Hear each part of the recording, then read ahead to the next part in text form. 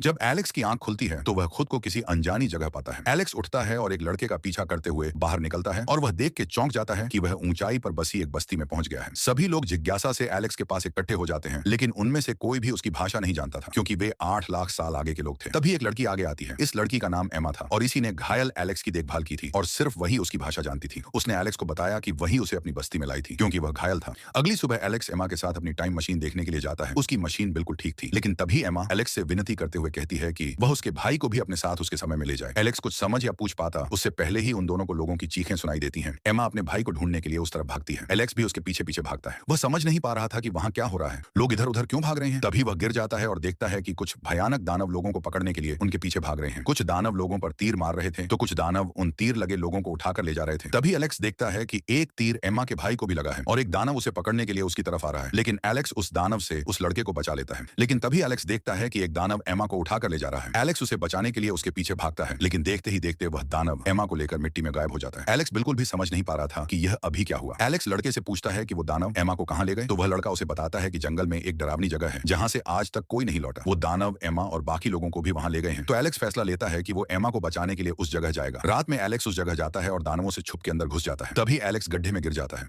उस गड्ढे में इंसानी हड्डियां देखकर वह घबरा जाता है और गड्ढे से बाहर निकलने लगता है। तभी एक दानव उसे पकड़ लेता है। उसके बाद एलेक्स को एक कमरे में बंद कर दिया जाता है। तभी उसे वहां एमा दिखती है, जो कि एक पिंजरे में बंद थी। उसी कमरे में उन दानवों का राजा भी होता है और वह एलेक्स को उसकी टाइम मशीन देकर कहता है कि तुम्हारा अपने समय में चले जाना ही बेहतर है। एलेक्स उसकी बात मान लेता है और मशीन में बैठ जाता है, लेकिन एलेक्स जैसे ही मशीन स्टार्ट करता है तभी वह उस राजा को भी मशीन में खींच लेता है। दोनों में लड़ाई हो जाती है। लड़ाई के दौरान राजा मशीन के बाहर लटक जाता है। एलेक्स लीवर को धक्का देता है और देखते ही देखते वह राजा भस्म हो जाता है। तभी एलेक्स वापस आता है, एमा को छुड़ाता है और मशीन में अपनी घड़ी को फंसा देता है। अब मशीन कभी भी फट सकती थी, इसलिए एलेक्स और एमा दानवों से बचते हुए वहां से भागने लगते हैं। वे दोनों उस जगह से सुरक्षित निकल आते हैं और तभी वहां एक बड़ा विस्फोट होता है, जिससे वह जगह और सारे दानव खत्म हो जाते हैं। मशीन बर्बाद होने की वजह से अब एलेक्स वहीं 8 लाख साल वाले समय में हमेशा के लिए फंस जाता है, लेकिन अब सारे बस्ती वाले लोग सुरक्षित थे।